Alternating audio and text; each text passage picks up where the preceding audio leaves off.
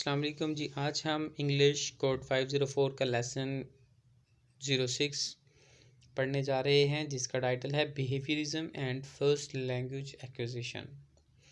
तो चलें स्टार्ट करते हैं। स्टार्ट करने से पहले आप लोगों से रिक्वेस्ट है कि जिन लोगों ने चैनल को सब्सक्राइब नहीं किया, काइंडली चैनल को सब्सक्राइब कर लें और वीडियो को लाइक करें और कमेंट ज़रूर करें, ताकि हम आपके लिए वीडियोस को मज़ीद बेहतर बना सकें। तो चलें स्टार्ट करते हैं। Behaviourism and first language acquisition. Behaviorists view language learning like any other kind of learning as a formation of habits, that is, creation of stimulus response pairing which becomes stronger with reinforcement. In case of first language learning, the process is relatively simple, as we have to learn a new set of habits. Second language learning involves replacing those habits by a set of new ones, which is complicated. If second language structures are similar to the learner's first language, then learning will easily take place, but in case they are different, learning will be difficult. From a teacher's point of view, this approach had twofold implications. Learning takes place by imitating and repeating.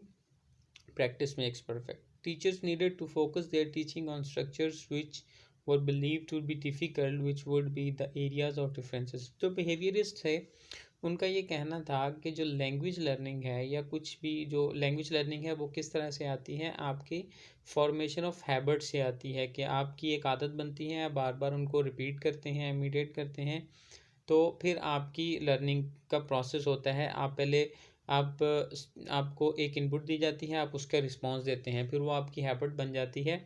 इस तरह से आप language को सीखते हैं। अगर अब दो केस हैं। In first case language learning the process is relatively simple. अगर फर्स्ट लैंग्वेज लर्निंग है, अगर तो आप फर्स्ट लैंग्वेज एक्वायर कर रहे हैं, जैसे कि एक बच्चा छोटा होता है, वो फर्स्ट लैंग्वेज एक्वायर करता है, तो उस सूरत में उसका प्रोसेस बहुत सिंपल होगा, क्योंकि वो बिल्कुल ही totally new set of habit सीख रहा होगा। लेकिन जब सेकंड लैंग्वेज लर्निंग की बात आ जाएगी, तो फिर it can be A complicated process, because होगा क्या कि आपने पहले से प्रोसेसेस सीखे हुए हैं, पहले से आपकी हैबिट्स बनी हैं, आपने उनको रिप्लेस करना है सेकंड लैंग्वेज के हिसाब से। अब अगर तो second language similar to your first language है, तो फिर क्या होगा, फिर तो आपके लिए लर्निंग आसान हो जाएगी। But if it is different from the first language, तो फिर आपके लिए थोड़ा डिफ़िकल्ट हो जाएगा।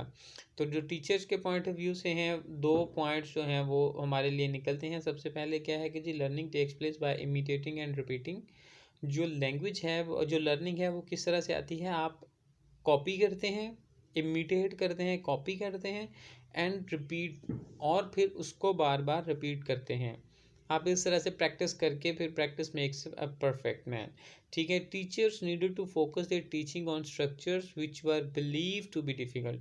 अब सेकंड क्या था कि जो टीचर्स थे, उन्हें अपने जो स्ट्रक्चर्स हैं उन पर फोकस करना था, जो वो पढ़ा रहे हैं, जो कि बहुत मुश्किल था, which would be the areas of differences, जिसकी वजह से अब अगर आप टीचर हैं और आप लैंग्वेज पढ़ा रहे हैं, तो इट इज़ वेरी डिफ़िकल्ट कि ऑल ओवर द वर्ल्ड सारे टीचर्स एक ही मेथड से, एक ही स्ट्रक्चर के साथ पढ़ाएं। तो ये थोड़ा इसमें बहुत ज़्यादा डिफरेंसेस आ जाते थे। Therefore, researchers embarked on comparing pair of languages termed as contrastive analysis. In the late 1950s, the linguists saw a shift from structural linguistics to generative linguistics, initiated by Noam Chomsky. अब जो Noam Chomsky था, उसने जो initiate किया, उसने ये जो हमारी कंपेयर किया उसने लैंग्वेजेस को, और फिर उसने एक कंट्रास्टिव एनालिसिस दिया, और उसमें क्या था कि एक जनरेटिव लिंग्विस्टिक्स इनिशिएट की गई नॉम चॉम्स्की की तरफ से 1950s में। In psychology to preeminent role for the environment was losing ground in favor of development views such as Piaget's cognitive development theory. अब जो साइकोलॉजी के हवाले से था, उसमें भी जो थी अपने preeminent role for the environment था, वो भी अपनी जो इम्पोर्टेंस थी उसकी भी कम हो रही थी। तो इसलिए चॉम्स्की की जो थीरी थी या उसका जो आइडिया था, वो स्ट्रांगली रिकमेंड या स्ट्रांगली उसको एक्सेप्ट किया गया। Chomsky strongly criticise Skinner's behaviourist view on number of issues and rejected the idea that one can compare the behavior of rats in a laboratory learning to perform simple tasks to the behavior of children learning language without without direct teaching.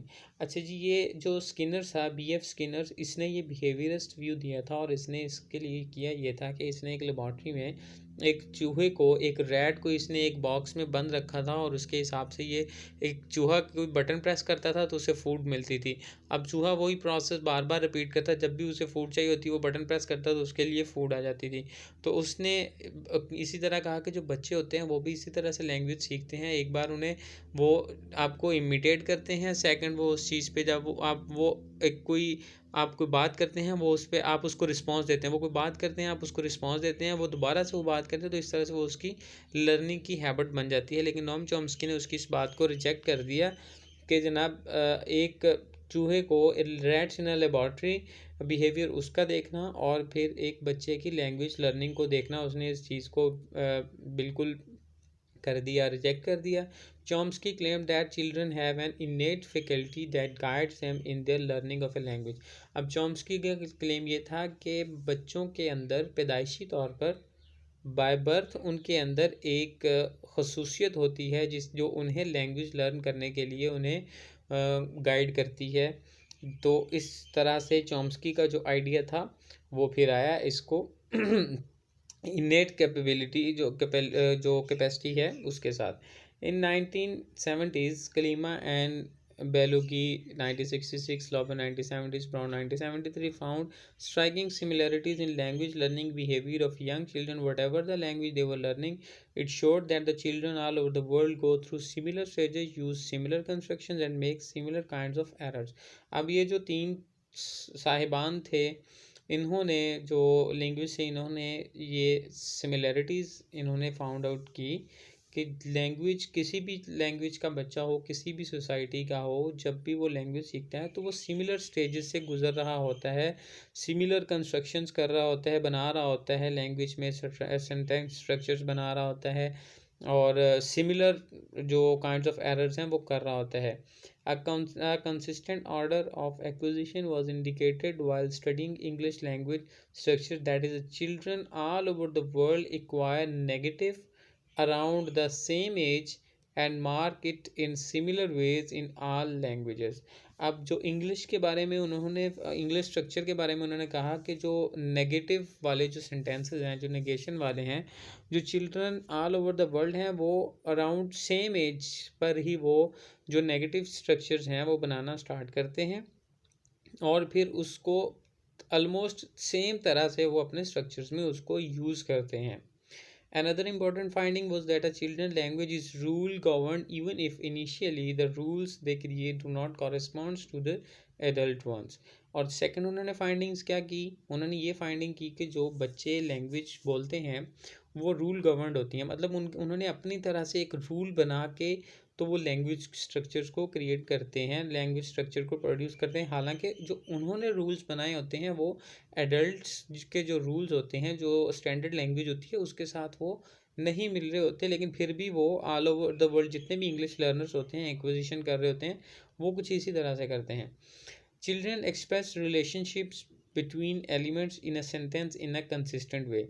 फिर ये था कि जो बच्चे हैं वो चीज़ों का जो रिलेशंस है, सेंटेंसेस का जो रिलेशन है, एलिमेंट्स का एक सेंटेंस के अंदर रिलेशन ऑलमोस्ट एक ही तरह से वो उसको एक्सप्रेस करते हैं। When producing adult like forms they are not merely imitating and repeating, instead they extract rules from the language they hear and apply them to their own production. जब वो बड़ों को कॉपी करते हैं, वो सिर्फ कॉपी नहीं करते बल्कि वो रिपीट करते हैं, तो वो इसमें करते क्या हैं, दे एक्सट्रैक्ट रूल्स, वो सिर्फ उसमें से रूल्स लेते हैं उस लैंग्वेज को जो वो सुनते हैं और उसको फिर अपने हिसाब से उसको प्रोड्यूस करने की कोशिश करते हैं।